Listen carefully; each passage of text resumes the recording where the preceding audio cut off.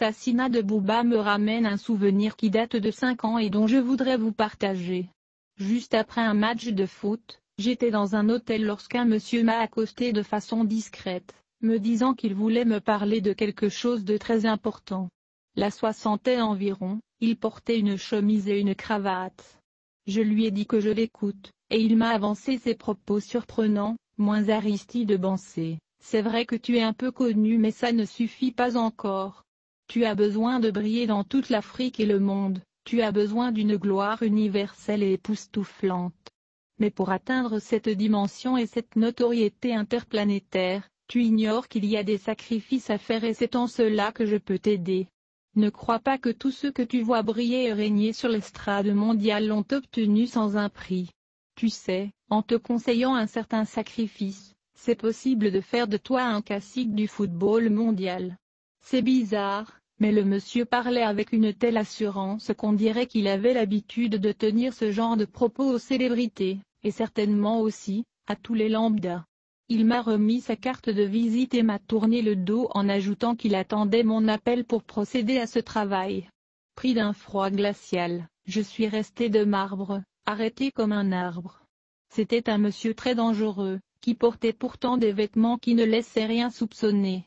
Et en découpant en petits morceaux la carte de visite qu'il avait glissée dans ma main, je pensais à tous ces cœurs fragiles, ces esprits corruptibles, ces êtres manipulables qui lui seraient aisés de dérouter, déconduire. Un pauvre qui veut absolument devenir riche, avec une nature envieuse et vicieuse, ne serait-il pas susceptible de se faire avoir par cet assassin en cravate? Pareil pour un riche insatiable qui en veut encore et qui serait prêt à toutes les monstruosités pour se parer d'autres galons. Je suis Aristide Bancé, fils de pauvre né à Ouiansville dans un quartier où souvent, manger bœuf-flotto sans FRS s'est avéré être un vrai challenge. Mais si Dieu a permis que je joue en Allemagne, pourquoi devrais-je me laisser amadouer par le diable parce qu'il me promet le Real de Madrid? L'Allemagne n'est-elle pas déjà une bénédiction du Très-Haut pour un poignon d'adjamé?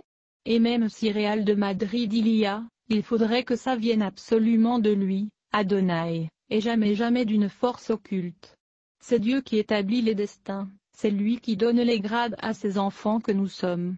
Pourquoi le défier? N'a-t-il pas dit que ses enfants seront toujours à la tête et jamais à la queue? À l'image de nos nombreuses gloires qu'il a hissées sur les sommets du monde et dont le talent et le parcours sont exceptionnellement divins. Divins car avec Dieu, on peut réussir dans la vie, réussir sa vie sans contrepartie, parce qu'il nous donne gratuitement, sans rien attendre en retour. Il y a une chanson Zouglou dans laquelle l'artiste dit « Trop envieux tu deviens sorcier ». Et il dit tellement vrai. Car ceux qui se laissent embobiner par ces apôtres de Lucifer sont victimes de leur envie, de leur vice et de leur cupidité. Tout en se battant pour l'améliorer, un homme doit être fier de sa condition sociale.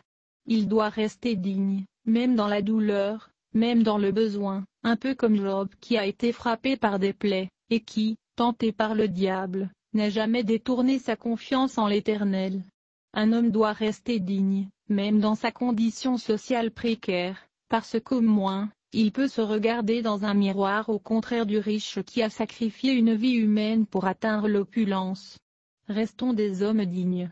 Car de la façon dont vous vous réveillez le matin pour aller au travail, les avocats du diable et de ces rituels machiavéliques en font autant, à la recherche de clients pour leur maître et sa GN. Et n'oublions pas, il n'y a rien de tel que de pouvoir se regarder dans un miroir. Aristide Bancé.